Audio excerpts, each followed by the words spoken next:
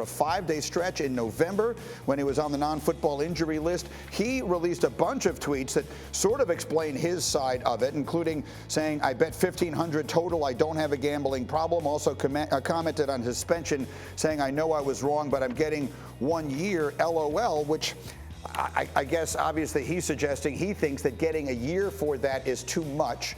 Now, and we bring Marcus in here as well. Look, for as long as I've been covering sports, and I have been doing this long enough to have been covering the sport when Pete Rose was banished from the game, this has always been the ultimate sin. I mean, there is nothing worse you can do. But Dan Graziano, there are people, and I've seen it all over Twitter and all that, suggesting that in this new era, where our feelings about gambling have changed, where the legality of gambling has changed, where the business of gambling has become intertwined with sports leagues and teams, that maybe some of the ways these things are adjudicated need to adjust along with them. What did you hear from the league yesterday? Well, look, the league has a monitoring service in place, and its gambling partners and the apps that people use to bet on will report suspicious activity to that monitoring service, and that's what happened here. Basically, he tried to place a bet from out of state, outside of Florida. It's legal in Florida, not legal where he was.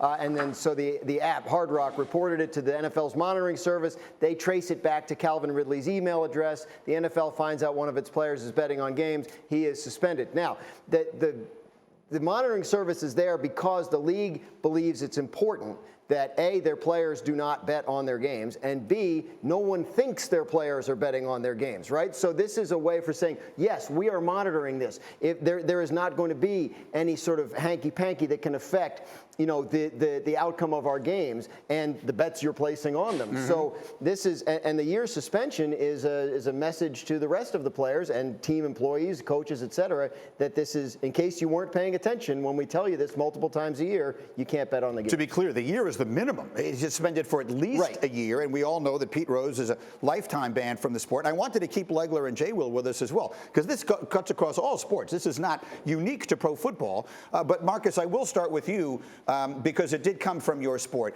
What is your reaction to this? What is your feelings about it? And what did you hear from the people you talked to yesterday? Yeah, listen, the sentiment is what you just explained, G, and what Graz talked about. This is the ultimate sin when it comes to professional sports, and we all know that. Now, idealistically, other things we see more egregious in the world outside of football, but the integrity of the game is stressed. From the time I was drafted until I went to Rookie Symposium, every single year that I was in the NFL, before betting and gambling became mainstream like it is now, we had talks about this. We had clear things that were told to us that we could not do to affect and impact the game betting-wise or gambling on the game. And here's the thing. This is the gist of why. Because you actually have an effect on the outcome. That's why it's severe.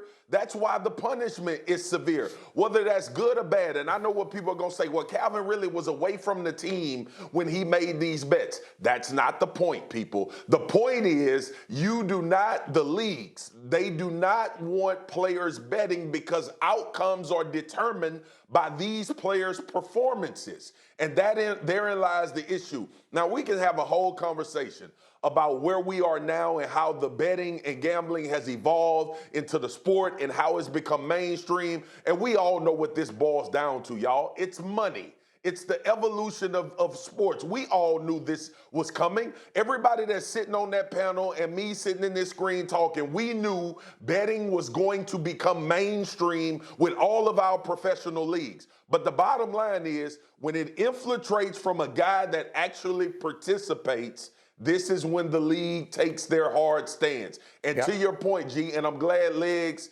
and J. Will is up there, it crosses all sports. The punishment, the type of vigor, and the severity would be the same, whether it was basketball or baseball. This is what it is. That's right. And again, not Pete Rose, but we've seen it most recently in basketball where there is a history of a variety of different point shaving scandals and all that. We had the issue with the referee, Tim Donaghy, in recent years. So, Legs, when you saw this yesterday, as a guy who played in the league a long time, what was your reaction? Yeah, I totally get it. I understand why the league reacted this way, particularly coming on the heels of a situation where you had a couple of coaches recently say that they were incentivized to lose. Okay, think about it. So now the perception that what you are watching as a fan may not be real.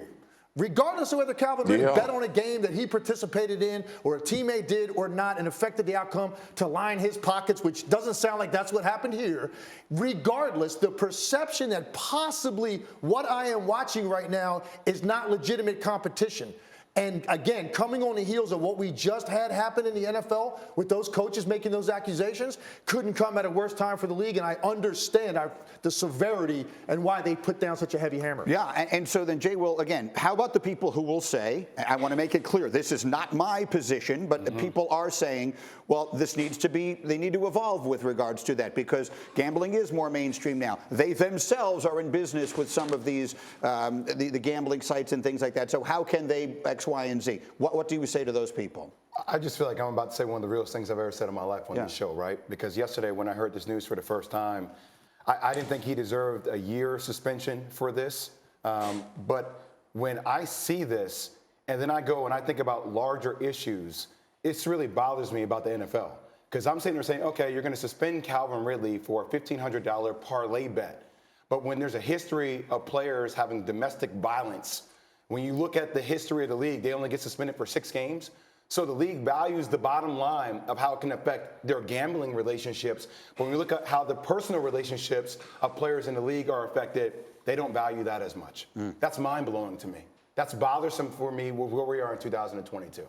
Like, this is the big story. I get it. But like, that's egg on the face of the NFL. It blows my mind. You're not the first person I've heard say that. I saw Ryan Clark tweeting things to that effect. Thank you for watching ESPN on YouTube. For live streaming sports and premium content, subscribe to ESPN+.